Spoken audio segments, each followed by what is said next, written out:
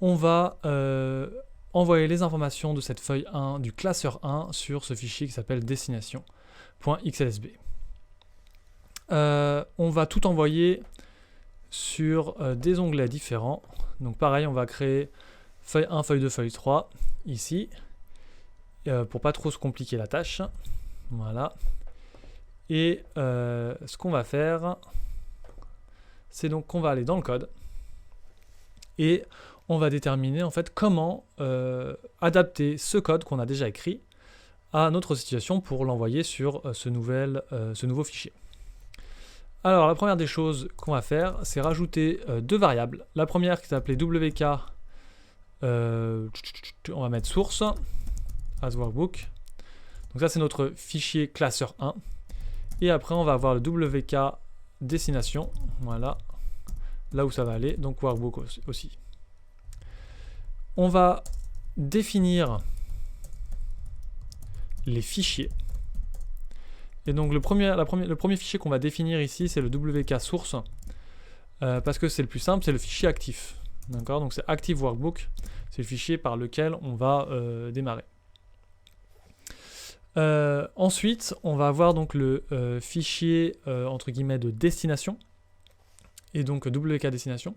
Et là, c'est un peu plus différent, puisqu'il va falloir que soit on l'identifie par son chemin d'accès, soit qu'on aille le sélectionner de manière manuelle. Et puisqu'en plus, il va falloir l'ouvrir. D'accord, puisqu'ici, là, il est déjà ouvert, mais je vais le fermer.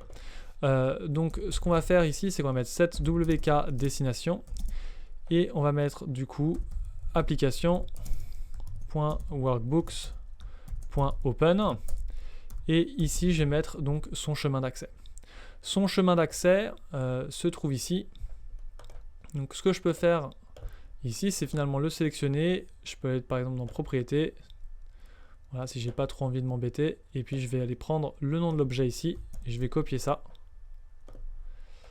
Et dans mon code, ben, je vais tout simplement aller coller ça entre les guillemets.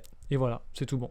Du coup, ça va m'ouvrir le fichier. Donc là, tout de suite, ce que je vais faire, c'est pour éviter que j'ai un problème quand je vais tester le fichier, je vais le fermer. Voilà, donc du coup, là, on n'a plus que le classeur 1 d'ouvert.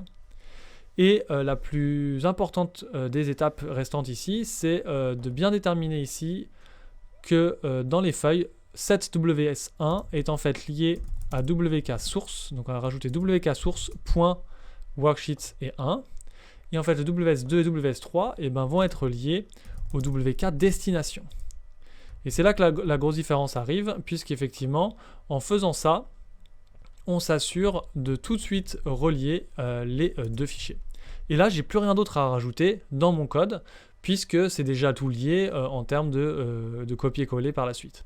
La seule chose que je peux rajouter éventuellement après, c'est ici où je vais pouvoir potentiellement enregistrer, je vais mettre fermé, et enregistrer le fichier de destination.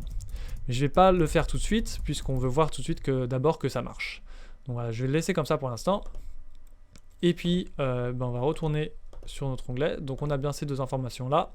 Je vais envoyer dans des onglets différents. Voilà, donc là on est bon. On va donc lancer le code. Voilà, là on a vu qu'il y avait quelque chose qui s'était passé. Effectivement, si je vérifie, on voit bien que le destination est ouvert et on voit bien effectivement ici que ma feuille 2 et ma feuille 3 ont bien les informations. Voilà, donc il n'y a pas de problème, ça a très très bien fonctionné et ça a eu le comportement attendu. Alors à noter ici effectivement que ça s'est mis tout de suite en ligne 2, c'est normal puisqu'on a déterminé finalement que la dernière ligne c'était la ligne 1 puisqu'en fait il n'y a pas d'autre choix ici et donc du coup on a automatiquement mis sur la ligne 2. Bon ça ce serait pas trop un problème dans un cas plutôt réel puisque généralement on a bien entendu des intitulés au moins dans ces onglets déjà existants. Donc voilà, donc du coup il n'y a pas de problème, tout fonctionne.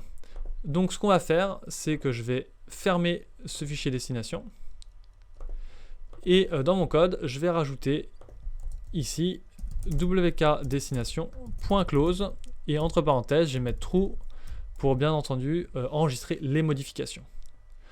En plus de ça, je vais rajouter deux autres lignes. Je vais mettre application.screenUpdating égale false tout en haut et application.screenUpdating égale true tout en bas. Ça, c'est pour gagner un peu de temps d'exécution, pour pas que l'écran, justement, scintille.